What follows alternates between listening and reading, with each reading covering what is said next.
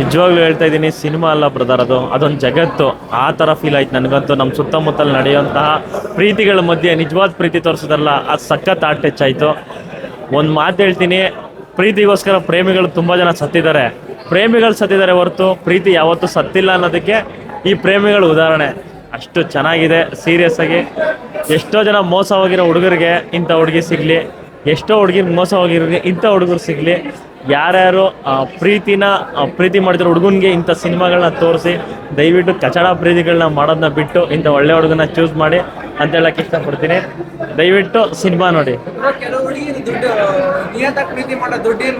ಕಾಸಿದೆ ಅಂತ ಕಂಡ್ಕಂಡು ಹುಡುಗರಿಂದ ಹೋಗೋದನ್ನ ಬಿಟ್ಟು ಇಂಥ ಒಳ್ಳೆ ಹುಡುಗನಿಂದ ಹೋಗ್ಲಿ ಅಂತ ಹೇಳಕ್ಕೆ ಇಷ್ಟಪಡ್ತೀನಿ. ಖಂಡಿತವಾಗ್ಲೂ ಆರ್ಟ್ ಟಚ್ ಆಗುವಂತಹ ಮೂವಿ.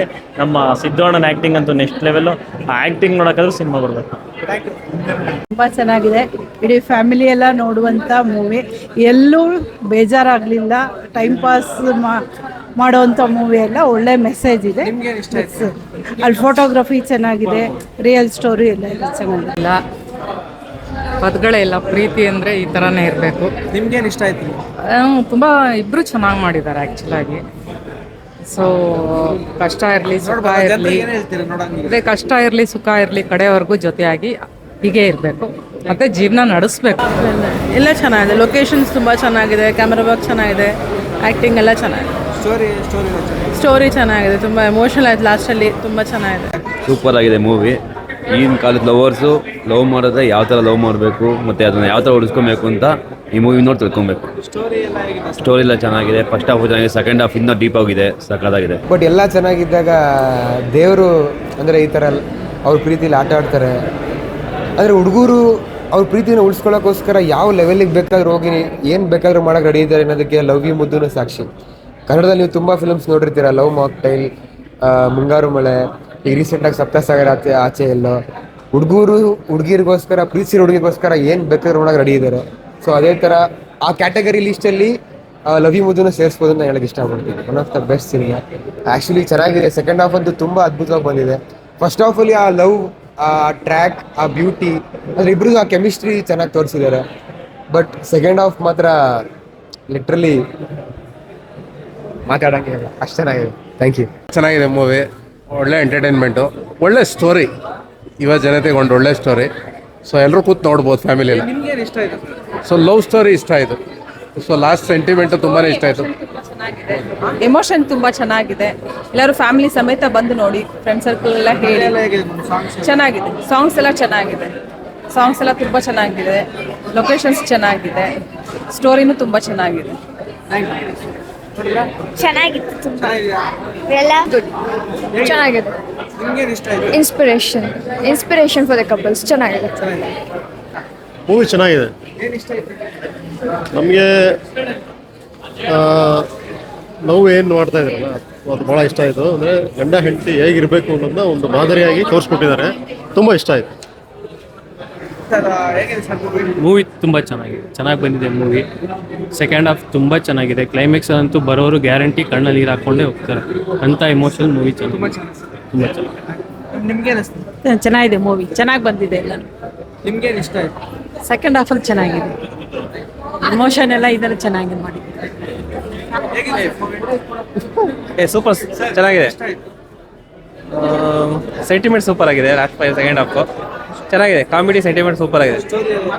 ಹಾಂ ಸೂಪರ್ ಆಗಿದೆ. ಸ್ಟೋರಿ ಎಲ್ಲ ಚೆನ್ನಾಗಿದೆ. ನೋಡ್ಬೋದು, ಎಲ್ಲರೂ ನೋಡಿ. ಚೆನ್ನಾಗಿದೆ. ಸೂಪರ್ ಆಗಿದೆ. ತುಂಬ ಚೆನ್ನಾಗಿದೆ. 100 days ಓಡಲಿ ಅಂತ ಕೇಳ್ಕೊತೀನಿ.